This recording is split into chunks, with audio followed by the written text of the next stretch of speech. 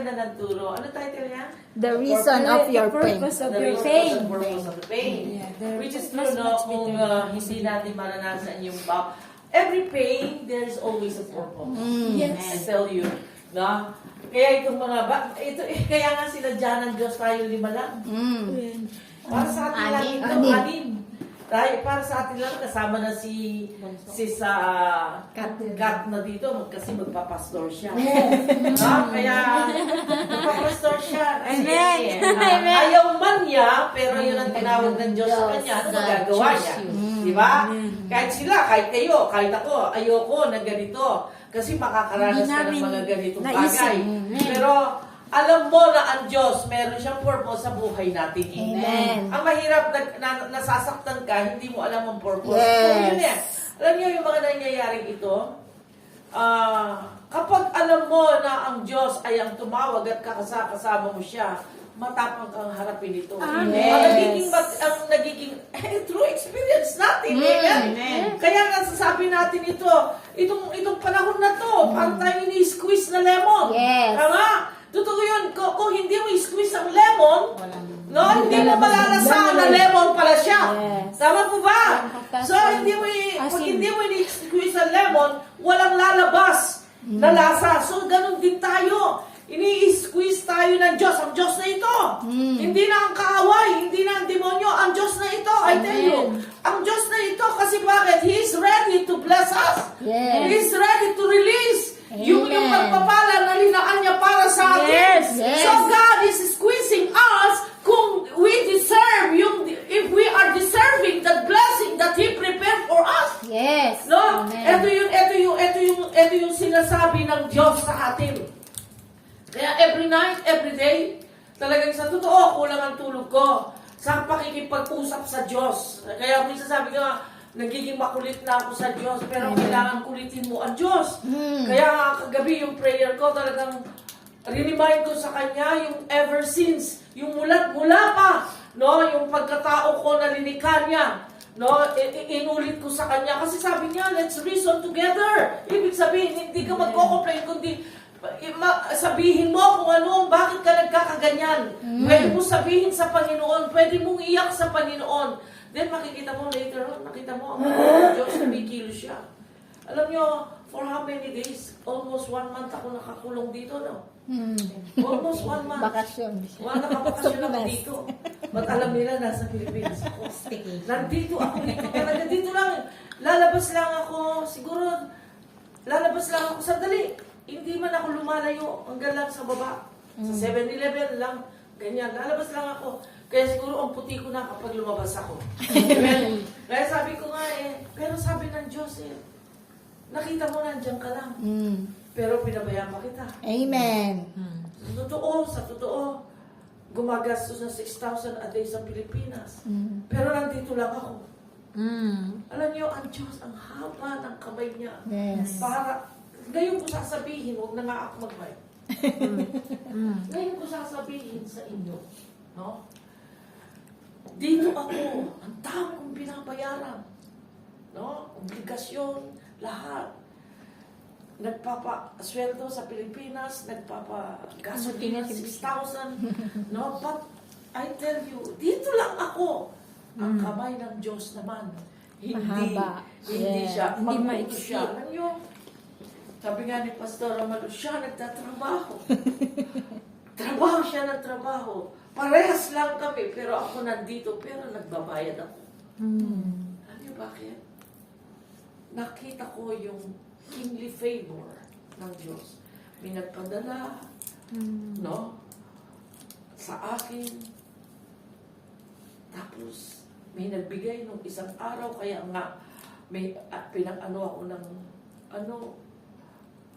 kay Pastor Akling. Tapos, yung isang obligasyon ko, pumunta ako ng June 1, may nagpadala, kinuha ko doon. No? Kaya sabi ko, Panginoon, sabi ko ganun. Yan lang, sabi ng Diyos, hindi mo tinitignan yung ginagawa ko. Kung minsan nagiging ingratitude tayo eh. Ang nakikita natin, yung bagay na may problema ka. Hindi mo nakikita yung bagay na ginagawa ng Diyos sa atin. Yes. Tama po ba? Amen. Tingnan mo nga naman, ganyan-ganon. Habang nasa train ako, nagre-reklamo, Lord, hindi man dumapo sa kamay ko. Nawalan ka naman ng problema. Amen. Tama mo ba? Kaya sabi niya, in everything we need to give thanks. Yes. In everything we need to give praise the Lord. Wow. Amen po ba? Kaya sabi niya, hindi mo nakikita, kanyang ganun gumagawa. Pero Lord, kasi ano pa rin yan eh, kakomplikasyon pa rin yan. Alam ko ang ginagawa ko. You just trust me. Sabi Yeah. niya, you just Totally. trust me. Amen. Kanyang ganun. Magtiwala ka, alam ko. At sige Lord, sabi ko nga, nasa MTR ako, nakangiti ako. Parang napangiti ako, sabi ko, sige Lord, alam mo eh. Sabi ko nga, idudugtong mo kung ano, hanggang dumating. Pero kung kailan ka nagmamadali, kaya nga sabi ko doon sa kilala ko, man, sabi ko dahan-dahan, sabi ko, ano, huwag magmadali. Ang ipag-pray mo yung mga naggagawa doon na save sila. Hindi yung ipag-pray yung mga bagay na kinukuha. Sabi kong ganun. Kaya sabi ko, Lord, sabi kong ganun, really, ang demonyo mag-i-insert siya, mag-whisper siya, hanggang sa ma-depress ka. Yes. Hanggang magkaroon ng anxiety. But I rebuke the anxiety, and I rebuke the depression. Mahirap pag pumasok ang depression. Kung tutuusin, kung wala po ang salita ng Diyos sa buhay natin, depression ang Yes. papansin Yes. natin. Yes. No, Anxiety. depression ang papansin Yes. natin. Yes. Or we will run away. Yes. We will run away. We will run away sa pagkatawag ng Diyos sa atin. But, yung salita ng Diyos ang nagbibigay na we stand firm na tumatayo tayo, tinatayuan natin yung pananampalataya natin. Amen po ba? Amen. So dito nagagalak ang Diyos. You run away. Dito nagagalak ang Diyos at sinasabi niya, hindi ako pinapahiya ng tinawag ko. Kaya kapag nakita ng Diyos na ganun ka, para kang ini-squeeze still. No, naghihintay ka sa Kanya, sa gagawin niya. Anong ginagawa ng Diyos? Tinitignan ka niya. Nagagalak siya. Samantalang ikaw ay hirap na hirap kasi tumatawa siya. Hello! Tumatawa siya. Ang Diyos ba? Ang Diyos ba sadista siya? Hindi. Tinatawanan niya na you are deserving the elevating again. Amen. Yung promotion ng Diyos sa Amen. buhay mo, you deserve. At sasabihin ng Diyos sa demonyo, doon niya sasabihin kay Job, doon sinabi niya kay Job, sa demonyo, nung tinest niya si Job, sabi niya, tama na yan. It's about time to pay back. Kaya sinabi Yes. mo sa akin kahapon. Wala Talagang kang sinabi ng Diyos magagawa. maliwanag. Dumaan. Wala akong bibiyang binuksan. Wala. Hindi. Dumaan ako dito, nanalangin ako, tapos kinapit ko yung pulpito. Lord, remember me. Wala na akong ibibigay. Wala na akong ilalagay, Panginoon. Tapos dumaan sa harap ko yung word, 7 times I will return to you the 7 times. Sabi ko, dumaan mabilis. Sabi ko, Lord, sabi ko, sinabi mo yan. And I do believe that is yours. Sabi ko ganun, galing sa'yo yan. Sinabi niya sa demonyo, enough. It's about time to pay back. Sabi niya ganun, ibalik mo. Kaya ang Diyos, sinutusan niya ang demonyo. Lahat ng ninakaw kay Job, pinabalik niya without interest. Yes. Amen po ba? Hello? So, ganun din. Sabi ko, Lord, sinabi mo eh, na ibabalik mo yung 7. Kung 7 beses ako nawalan, 7 beses mo babalik sa akin ito. Kung 7 beses ako nagkasala, 70 times akong nagkasala, patatawarin mo ko, O Diyos. Ganun ang pagbibigay ng Diyos sa akin. Amen. Sa atin. Kaya nga sabi ko, Lord, salamat sabi kong ganun. Bakit nagagalak ang Diyos? Hindi mo pinahiya sa buhay mo. Amen. Amen po ba? Hindi natin siya pinapahiya. Kaya, kailangan natin ma-encourage. Kailangan natin encourage sa sarili natin. Yes. Kailangan makipag-usap ka doon sa, yung alam mo na spiritual field siya. No? Yung, hindi ka makikipag-usap doon sa down. Yes. Hindi ka makikipag-usap doon sa wala kang makukuha sa salita ng Diyos. Yes. To encourage you. Amen po ba? Yes. Ito yun eh. Kaya nga sabi nga, fellowship napakahalaga sa Yes. atin dahil nagpapalakasan tayo sa Amen. Panginoon. No? So sabi ko, sabi ko, Lord, then sabi ko doon sa tinitira ako ng matigas niya. Alaga. Sabi ng Lord sa akin, ayaw niya sabihin.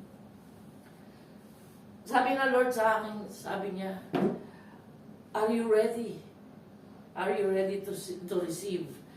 Pag sinubukan ako ng Diyos, if the glory, yung glory ng Diyos, bakit ito pa yung pinakita ng Diyos? Bakit niya pinaranas ito sa atin? Para hindi tayo magmayabang. Yes. Para habang naglalakad tayo na meron na tayo na kayuko pa rin. Ibig sabihin, that humility, that we cannot do anything. Nakita natin, kung wala ang Diyos, hindi natin kaya ito. Yes. And Everything that we I have. admit this, Yes. no? Kung hindi natin kasama ang Diyos, kung hindi ang Diyos ang tumawag sa atin, hindi natin kaya ito. At kung hindi naman ikaw ay tinawag ng Diyos pa ba, matagal ka nang wala. Yes. Kaya dito ako nanahani. Dito na kayo, kahit kayo. No, kung hindi ang Diyos ang tumawag sa atin, matagal na tayong wala. Amen. Matagal na tayong kumalas. Amen po ba? Anong kagaya niyan? Tayo lang. Amen po ba? Nagbabayad kang malaki. Pero sabi ko nga, Lord, as we open the door, sabi niya, hayaan lang. Makikita, sabi nga, lagi kong hinahawakan yung salita ng Diyos. In Psalms 23, I will prepare. Even though you walk through the valley of the shadows of death, we will fear no evil. Sabi niya ganun. And I will prepare the table before you in my presence, in the presence of your enemies. So, Yes. ibig sabihin, makikita nila. Makikita nila, dati ganito. Para bang tinatawan-tawanan kayo. Tayo, amen po ba? But it's okay. As long God is with us. Amen. As long God is with us, hindi tayo pababayaan at hindi tayo iiwan ng Diyos. Yes. Sabi nga, iiwan ka lahat.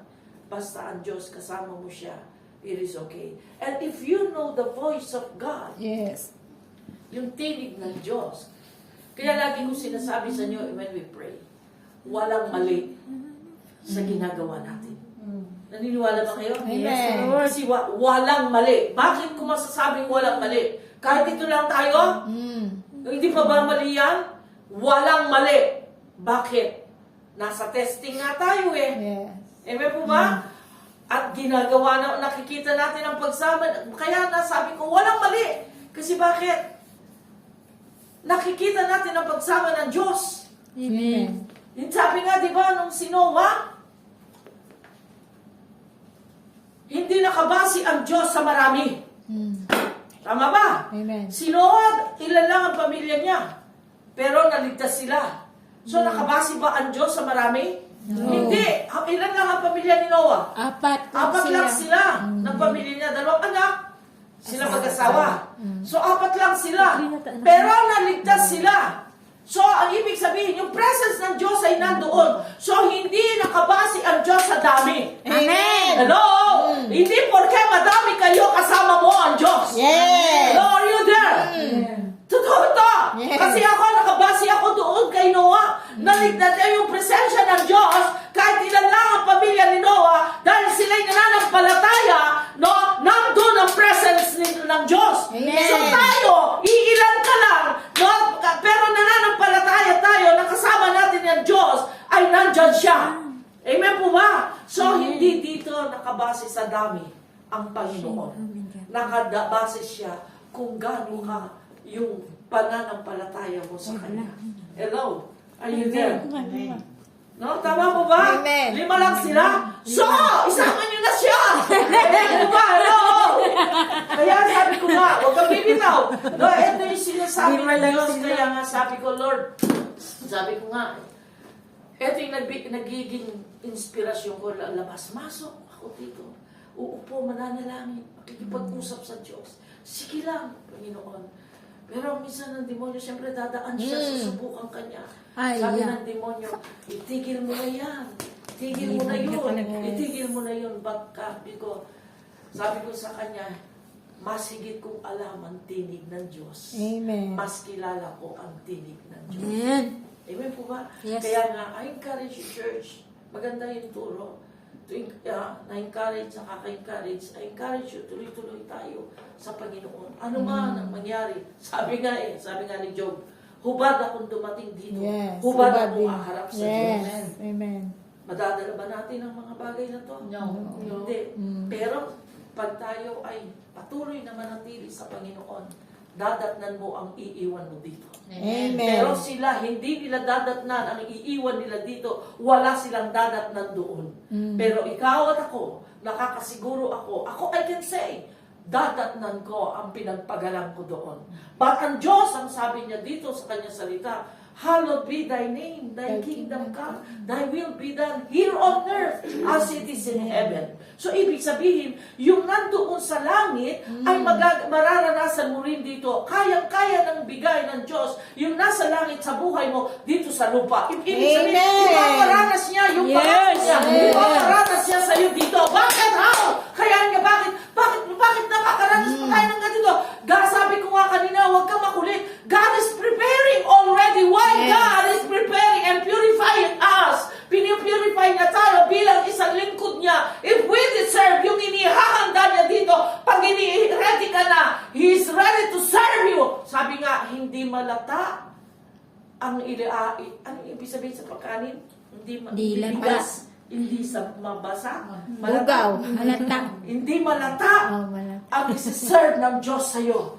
Dahil bakit? Lutong-luto Lutong-luto. ito. Masarap. Kasi bakit ikaw ay linuto ng Diyos sa problema. Amen. Habang sabi ka kanina, habang pinupukpuk ka, sinishape ka, tinatanggal yung ugali mo, Yes. sinishape niya to purify you para maging fine ka, refine ka. Then, para kang ginto na pinapasok doon sa apoy, lalo kang kumikinang. And then, when the time, God's timing, He will serve to you, and you will enjoy the blessing of God. Amen. Amen po ba? Kasi sa yun na sinasabi sa Proverbs, the blessing of God, there is no add problems in our life. We will enjoy while we are eating, while we are using. Amen po ba? Amen. Kasi bakit? Kung hindi, doon mag-glorify ang Diyos, doon natin masasabi, ang New Living Word Church nang galing sa hirap. Pero sa pagsama ng Diyos, Amen. ay natuloy ang gawain ng Diyos. Amen po ba? Yes. We can count in our finger the people inside. Yes. Yung mga committed lang. Hello? Amen. We can count ang mga committed lang. Committed, hindi committed. We can count in our fingers. How many only? The committed. Yes. Rain or shine, meron at wala, pain or joy, nandyan. Wala o wala. No? Nandyan. This is only the committed. No? Amen. Ilan lamang, but matatag. Pinapatatag ng Diyos. Kaya makikita natin later on, sabi ito yung sinasabi, makikita nila pero hindi mararanasan. Amen. Sometimes they think that they are included. Yes. But hindi pala sila kasama. Amen. Hindi pala sila qualified. Hindi sila kasama doon sa bagay na pinagdadaanan. It seems they are Bingi. bingi sila. Amen po ba? But they include themselves. Yes. They include themselves. Pero doon sa tinatakbo natin na inihila natin mabigat. No, ang tingin nila mabigat. Pero hindi tayo nabibigatan. Why? Hindi nila nakikita ang Diyos ay nauuna sa atin. Amen. Then nakikita nila, then they easily to get their bag and pack their things and they will go. Kasi bakit? They don't want to hear yung problema. They don't want to be a solution. They want a part of the joy, the blessing, but they don't want to be a part of the problem. Yes. Amen po ba? Ayaw nila na maging solusyon sila sa problema. Tama po ba? Pero pag nandyan na, kasama ko, I will rejoice. Amen po ba? Mapapagmalaki nila, bumabating-tingan-tingan nila, kasama ko, hindi kita iniwan kahit kailan. Sabi nga ng Diyos, ano yung preaching nyo? Yung preaching nyo na sinaman? Akala siya ang hindi display. Akala sa kanya yung mapasuot. Ni Mordecai, ano siya? Mordecai. No, akala sa kanya ipapasuot. Akala ka sa kanya ipapasuot ang sisig. Hindi pala. Akala siya ang ipaparada. Hindi pala. Inaakala mo lang yun. Hello, are you there? Inaakala lang natin yun. Amen po ba? Sir, very Kaya good kasi na. sabi ko, ako yan. Amen po ba? Amen. Kasi kung minsan, naalala ko na nag-aaral ako, ng siguro mga grade 4 that time. Kasi ako, may kalikutan sa school. Meron ka pagkanote. Pero kung sa pag-aaral, sa klase, matalino ako. I can say matalino ako. Kahit hindi ako nagre-review, matalino ako. Yan na, ano, kasi umakit ako ng Pero, mahirap kami. No? So, hindi ko ina-expect the whole grade 4 na magiging ako ang top 1. No? Ang expect ko, yung family, yung anak ng mayor, yun ang ano doon. So, kahit gustong-gusto ko na, siyempre, yung anak ng mayor, siyempre siya. Kasi, may pera sila. Pero matalino siya. Pero kung tutuusin, mas matalino ako. Amen. Yun ang ano doon. I can say this. Nung time na yun, na dumating yung panahon na yung totoo ang lumabas. Siyempre, expect niya, siya ang i-announce na pero nagkaroon pa rin ng ano doon gitgitan doon sa taas ng stage. Na nagkaroon ng gitgitan doon. Siyempre ako, alam ko, second lang ako kasi sila mayor. No, anak siya ng mayor. Then, yung time na yun, pero yung nag-count, wala siyang pakialam. Kung mayor o ano. Kung mayor, at kamag-anak ko rin naman. Nilaban na yung totoo. Wala siyang pakialam. Kasi kamaya yung teacher Kamaya ako. So, hindi naman siya nandaya. Totoo yun Amen. Kaya doon sa harapan ng tinawag niya yung pangalan ko. Patayo na yung Yung anak Patayo ng na mayor. yung inakay na ng yung anak ng mayor. Tatayo na sila. Pero tumayo yung kamay, yung teacher na Kamaya. No? Reynaldo Kamaya, tumayo siya. Then, ang in-announce niya, Cecilia ang Kamaya. Oo. So, nagkaroon ng pumunta sila doon sa pulpito, Backstage. Nagalit yung Kamaya. Sabi niya, eto yung totoo yun. Bakit So, ang nangyari, dalawa kami. Ang nangyari. Pero, ang unang tinawag, ako. Tapos, sumunod siya. You know, yun ang masakit Yun ang sinasabi doon sa preaching Ang expect mo, ikaw, pero hindi pala ikaw. Amen. Ako naman, di ako nag-expect. Alam kong pangalawa ako. Pero alam kong ako. Pero hindi ko alam na yung katotohanan ang lalabas. Amen po ba? Yung sabi nga, the truth always set you free. No? Mag-prevail ang So, nangyari yung ganoon. Laking usapin doon. Nagkabantaan pa ng buhay. Kaya sabi ko nga, Lord, gano'n ngayon ko na-realize. You know, sometimes when we are serving God, no, mag-serve na tayo. Kasi yun talagang serving, hindi yung after ka lang dito sa bagay na ganito. Kasi when God give you a reward, no, when He will give you a reward, yung deserving ka talaga. Yung para sa'yo talaga. Naalala niyo yung nanay na gusto yung kanyang anak na siya ang papalit doon, siya ang uupo doon sa kanan at sa kaliwa, no? Hindi ganoon Hindi ganoon ang paglilingkod sa Diyos. God will give the reward to us if you deserve. Yan ang doon. At ang gusto ko dito, sa mundong ito ipaparana. Yes, bakit? Sa taon na ito, hanggang sa taon na to, nakakaranas pa tayong pagsubok. Kasi nga, ang blessing ng Diyos is forever. Yes. Forever ang blessing ng Diyos. Ang blessing ng tao, yung mundo, is only a temporary. Temporary. Ngayon, meron ka, then later on, huwag ka magkamali. Pero sa Diyos, Eternal. eternal yung blessing ng Diyos. Dala-dala mo ito. Yes. Mamanahin pa ng mga anak mo. Amen po ba? Kaya ito yun Kaya, I encourage you, wala ko sasabihin na, kundi magpakatatag tayo sa Panginoon. Ganon din naman sa pagdating niya. tayo pa rin, ang bawat ginawa natin ito, even yung eternal, yung spiritual, kahit pa sa panahon na dumating ang Diyos, kung tayo dumating, kung huwag mo nang asamin yung material, yung eternal na lang, yung salvation na lang natin.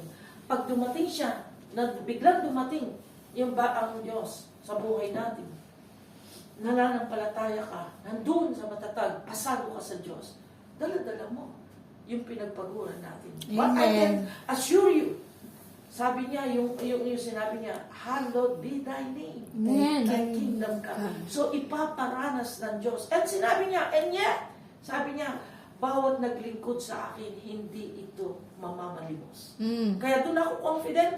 Doon ako tinatakot ng demonyo Paano ka? Nung nagkasakit ako, paano ka? Ganito, uuwi ka, wala kang pera, wala kang savings, nandun lahat. As long God is God, hindi ka dapat matakot. Amen. Amen po ba? So I encourage you, continue to seek God. Continue na magtiwala sa Kanya. Dumadanas tayo. It's end up na ito. End up na ito. Amen po ba? Sige po tayo manalangin.